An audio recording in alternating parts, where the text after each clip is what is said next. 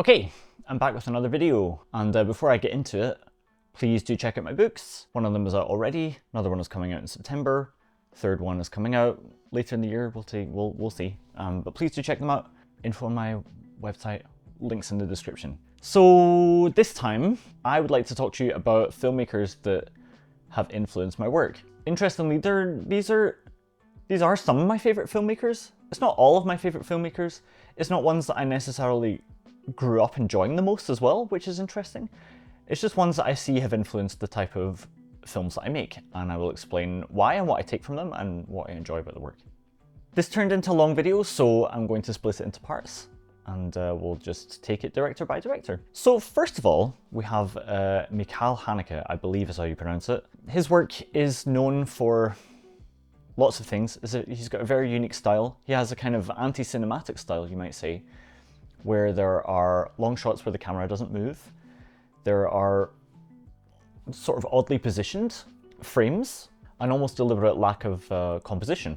There's a clip where you can watch him directing his film Code Unknown, the opening scene, which is a very long, uninterrupted scene.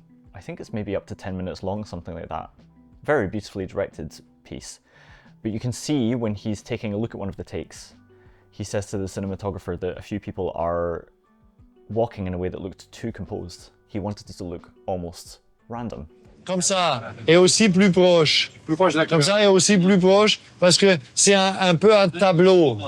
This is part of a style that it's kind of uninterrupted life, I think. You get a sense that you're a voyeur looking at something that perhaps you're not supposed to see.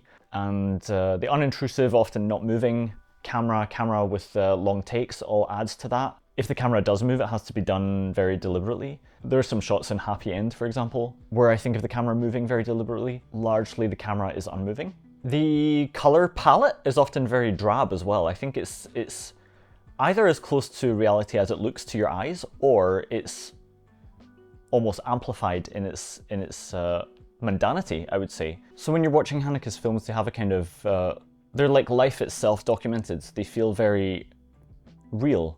Even in documentaries, you know, are kind of reality but structured like a story. It's almost like, even with documentaries, the camera movements would be deliberate. The scenes that are chosen would seem to be chosen for their narrative effect. But I think the way that the camera just sits there for a disturbing amount of time sometimes in Haneke films makes you feel like you're seeing something by accident. That really adds to the realism of it. When it comes to our films, I think that Mr. Sleepy is the one that's influenced the most by Haneke. A friend of mine watched it and said that I had the ability to make it seem like you were eavesdropping on people that didn't know that they were being recorded, and that made me very happy because it felt like that Haneke influence had really come through.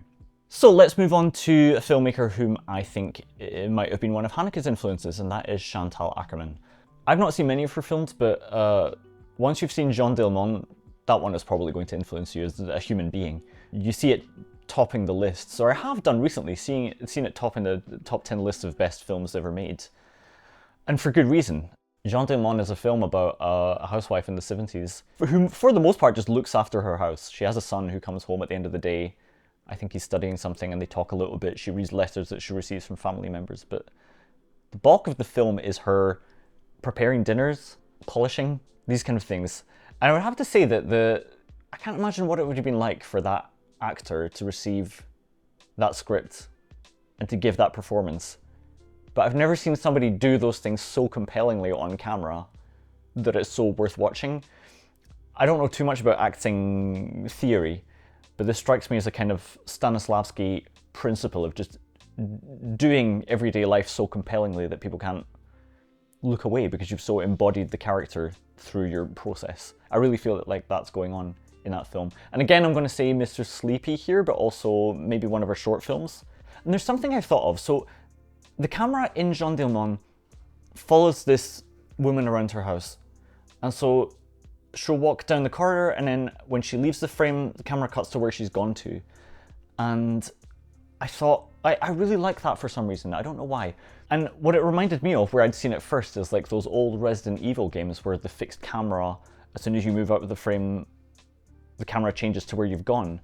And I realized that what's so scary about it in those games, and what's so scary about it really in that film, or that gives you a sense of anxiety or dread, is that it's almost like CCTV cameras would do. That you would have a camera that covers every area of a house, for example. And then if you were following it with your eyes, you would watch where somebody goes through one frame and then into another. And that's, I think, the effect that this camera series gives you, this feeling of surveilling somebody. Again, it's this voyeuristic quality of seeing people who don't know that they're being seen. And that's a very difficult effect to pull off in cinema, because as soon as you watch a film, you know somebody assembled it, a huge team of people assembled it quite deliberately. And to minimize, mitigate, dissolve that effect takes a lot of skill.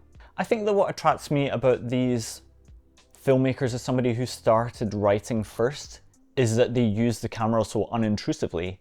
Because a lot of people, I think, come to it from a photography background or through a love of film first itself, and feel like the most fun about film is the ability to throw the camera all over the place and make it do fancy things. I don't have the resources to do that, really, for one. I have a tripod, I can do hand cam, that's about it. I don't have dollies, I have a gimbal. I don't have a focus puller either. I just have like me behind the camera or a friend. So we can't really do things that require constant coordination. We may also be filming in places that we don't know if we're allowed to film. So we have to get done quickly. So for these reasons, excessive camera movements are, at least for the moment, out of my domain. And so it does thrill me to see filmmakers who build whole careers out of using those limitations. And as a note to us indie filmmakers, it just goes to show you once again that you can build a story out of what you have and with the equipment that you currently have. And you can do that to great effect if you design your story appropriately. And so I think that's also a reason that these filmmakers who are documenting ordinary people going through quotidian activities in a compelling way really interest me, because I feel like that's something you can do if you have strong writing and strong performances. And so I feel like those are the areas that I can use to my advantage as an indie filmmaker who is mostly filming everyday scenarios, but trying to do them in a way that accentuates my voice and my interest as well, which I think I share a lot with Haneke and Akerman. This notion of everyday dreary life, disappointment, dread, anxiety, depression, fear, upset. So I think that they influence me mostly because, yeah, we share an interest in themes, and these are the places that I typically film.